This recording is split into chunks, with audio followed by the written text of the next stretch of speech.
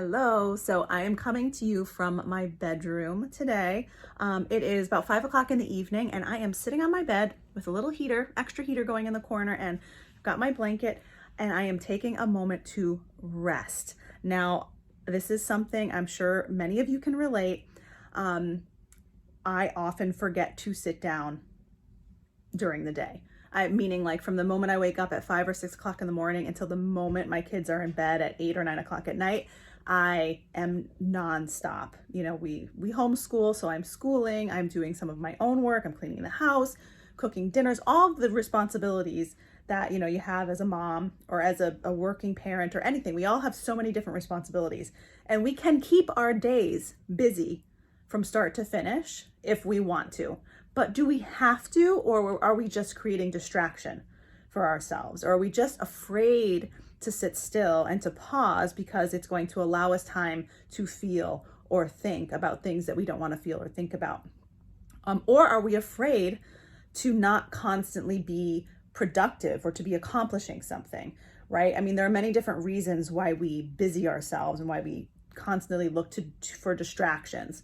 This is actually a habit that I am working to create in the new year. So my 2023, for me, my resolution, half of my resolution, I'll save the other half to talk about in another video, but half of my sort of New Year's resolution is about creating habits and just thinking about day to day. What are the things that I can really start to merge into my daily schedule that I know will have benefit and an impact on my life overall, but without focusing on the outcome. I want to focus on just creating healthier habits.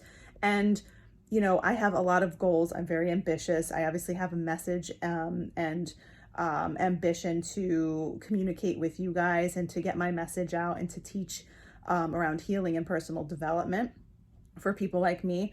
So there's a lot of things I want to do, and that's on top of homeschooling my kids and being a mom and being a wife and all those things.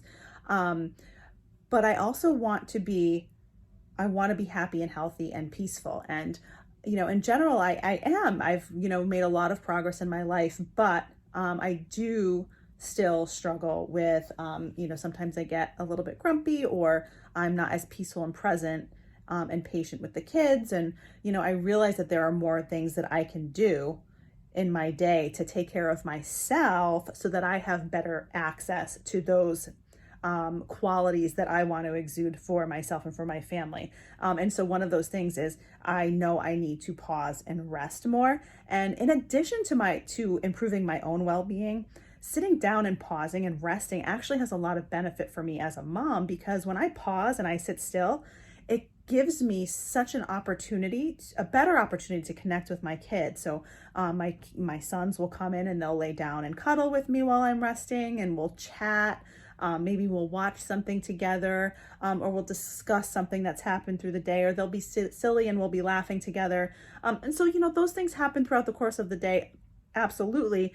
But there's sort of a special intention behind it when it's in a moment when I've set aside time to not be doing other things while we're interacting, right? So overall, it's so clearly a healthy behavior and a healthy habit to add to my day. And it's weird because, the sort of the conditioning that a lot of us have, like I said, is that we constantly need to be productive and producing and getting stuff done. And, where are we adding value, right? Well, you know what? We also have to add value to our own lives. We can't forget about that because it's so important. It's important for our health. It's important for our fulfillment. And yeah, it's just, we can't bypass the things that are good for us, especially, again, if you're a mom or if you're a wife or if you have other people that you're taking care of. It's sometimes easier to take care of other people than it is to take care of ourselves. But you can't pour from an empty cup.